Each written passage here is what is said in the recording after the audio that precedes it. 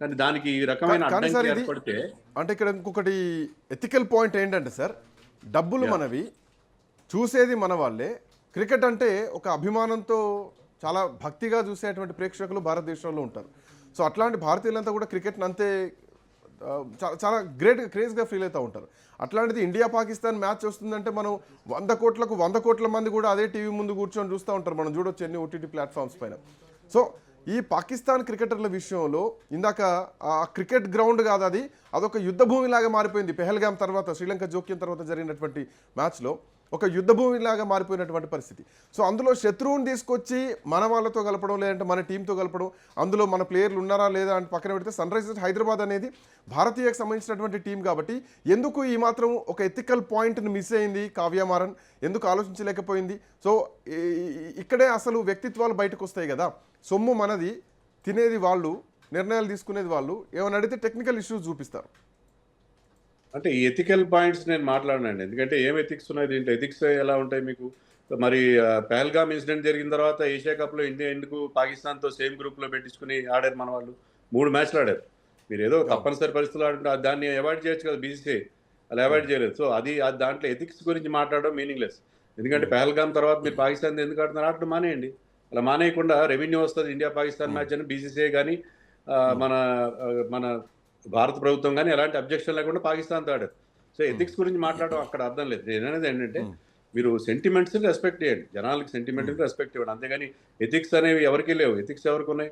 ఎందుకు ఇండియా ఎందుకే ఒప్పుకుంది ఆ ఏషియా కప్లో మన ఒకే గ్రూప్లో పెట్టడానికి? లేకపోతే మన జరిగిన T20 వరల్డ్ కప్లో ఇండియా పాకిస్తాన్ ఒకే గ్రూప్లో ఎందుకు పెట్టించారు?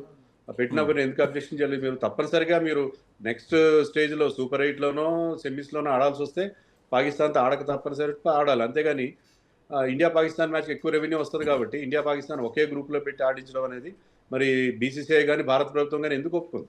అక్కడ ఎథిక్స్ రావా? మీరు చెప్పిన మాట్లాడిన ఎథిక్స్ మీరు ఇండియాలో అది ఒక భక్తి ప్రపత్తులతో చూస్తారు, అదేదో ఒక మతంలాగా ఉంటుంది క్రికెట్ అని మాట్లాడుతున్నారు మీరు.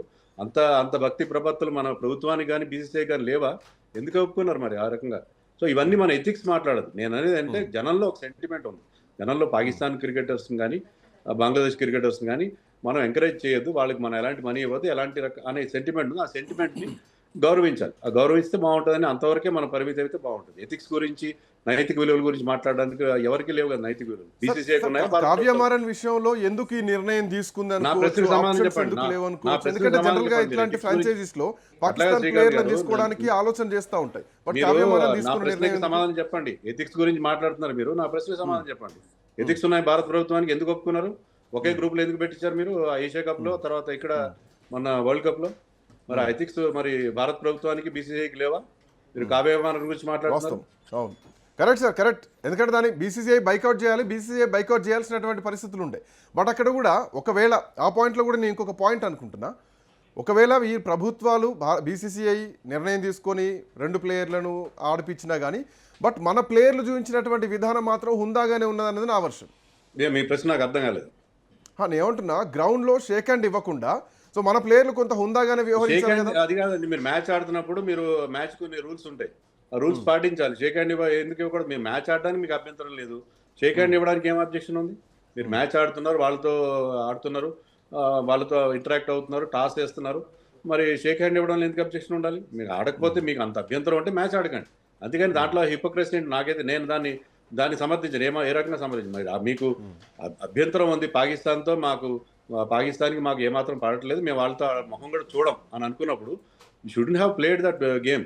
లేకపోతే మీరు తప్పనిసరి అయితే ఆడండి, అంతేగాని సేమ్ గ్రూప్లో పెట్టించుకుని మాకు రెవెన్యూ కావాలి కానీ మేము వాళ్ళతో ఆడతాము కానీ షేక్ హ్యాండ్ ఇవ్వకపోతే చాలు మేము వాళ్ళని అవమానించినట్టు అనుకుంటే అది చాలా హిపోక్రసీ అవుతుంది తప్ప మరొకటి కాదు.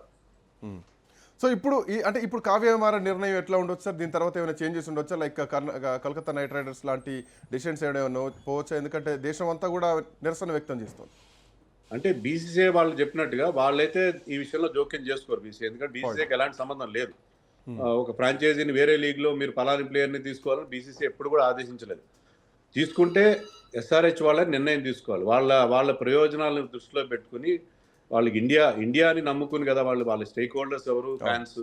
వాళ్ళు ఇండియాలో ఐపీఎల్ సక్రమంగా ఆడాలి, ఐపీఎల్లో బాగా పర్ఫామ్ చేయాలి, ఐపీఎల్లో ఎలాంటి డిస్ట్రాక్షన్స్ ఉండద్దు, ఎలాంటి డైవర్షన్స్ ఉండకూడదు, ఐపీఎల్ పర్ఫార్మెన్స్కి ఎలాంటి డ్యామేజ్ ఉండకూడదని అది ఆ రకంగా వాళ్ళు ఆలోచిస్తే తీసుకోవాలి. కానీ మాకేం సంబంధం, ఏమైనా అనుకోనివ్వండి, ఫ్యాన్స్ అనుకుంటే మాకే సంబంధం అనుకుంటే వాళ్ళు డెసిషన్ తీసుకోకపోవచ్చు. ఇది కానీ తీసుకుంటే వాళ్ళకి స్మూత్గా ఐపీఎల్ జరుగుతుంది, ఎలాంటి ఇబ్బంది ఉండదు. ఒక్క ప్లేయర్తో వాళ్ళు ఏమీ 100 గెలగలేరు. మన వరల్డ్ కప్ గెలిచాము, ఎలా గెలిచాము? ఒక్క ప్లేయర్ ఎవరు మనకి కంప్లీట్గా డామినేట్ చేయలేదు. ఒక సమిష్టి వర్క్తో సమిష్టి కృషితో గెలుస్తాం, అంతే తప్ప ఒక ప్లేయర్ వల్ల, ఆ ప్లేయర్ని వదులుకున్నందువల్ల కోల్కతా ముస్తఫిజును వదులుకుని తర్వాత సన్ రైజర్స్ లీడ్స్ అబ్రార్ను వదులుకున్నంత మాత్రాన వాళ్ళు గెలిపోవటంలో పెద్ద మార్పు ఏమి రాదు. సో అది వాళ్ళు దృష్టిలో పెట్టుకుని ఫ్యాన్స్ సెంటిమెంట్స్ని, ఫ్యాన్స్ అభిప్రాయాలు వాళ్ళు రెస్పెక్ట్ చేస్తే బాగుంటుంది. ఇప్పటికైనా మించిపోయింది లేదు, they have to withdraw that player. Thank you sir, thanks for joining. So Kavya Maran ఇప్పటికైనా ఆలోచించి విత్డ్రా చేసుకుంటుందా తన నిర్ణయాన్ని?